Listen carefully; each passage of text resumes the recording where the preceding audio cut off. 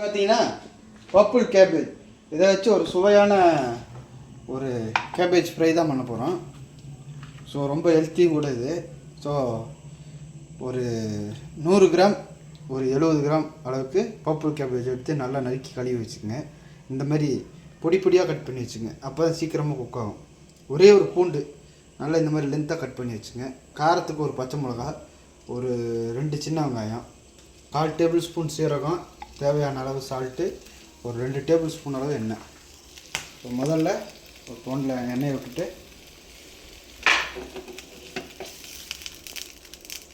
ரொம்ப சிம்பிளான ரெசிபி தான். இதில் சீரகம் போட்டுருவோம்.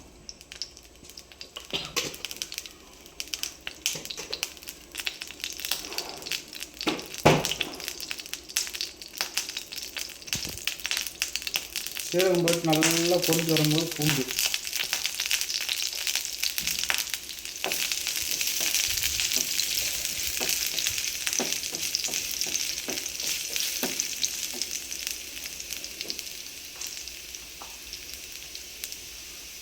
பூண்டு போட்டு நல்லா ப்ரௌன் ஆனோன்னே வெங்காயம், பச்சை மிளகாவும் இதோட ஆட் பண்ணிடுங்க.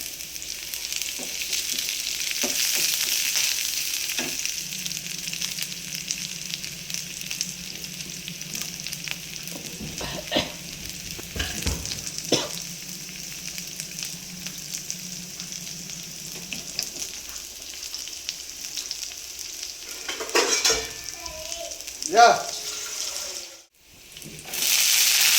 வந்து கப்பை வச்சுட்டு மிக்ஸ் பண்ணிடுவோம்.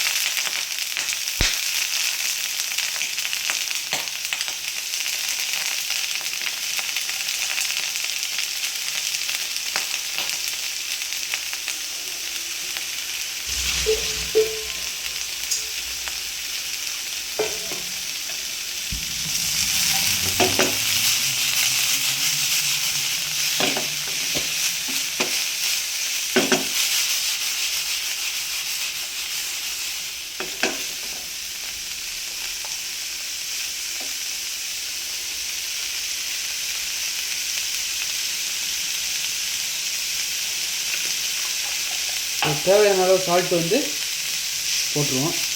ஸோ கடைசியாக போடுறதுனால போடலாம், முன்னாடியே போடுறதுனாலும் நம்ம குக் பண்ணிக்கலாம். ஏன்னா நான் வந்து கொஞ்சமாக செய்கிறதுனால ஃபஸ்ட்டே உப்பு போட்டேன். ஆனால் நீங்கள் கொஞ்சம் லேட்டாக கூட போடலாம், அரை வேக்காடு வந்தோன்னா போடலாம். எல்லாமே ஸ்ட்ரீட் ஃப்ரை தான். இது அரை வேக்காடில் எடுத்து சைனீஸ் எல்லாம் சாப்பிடுவாங்க.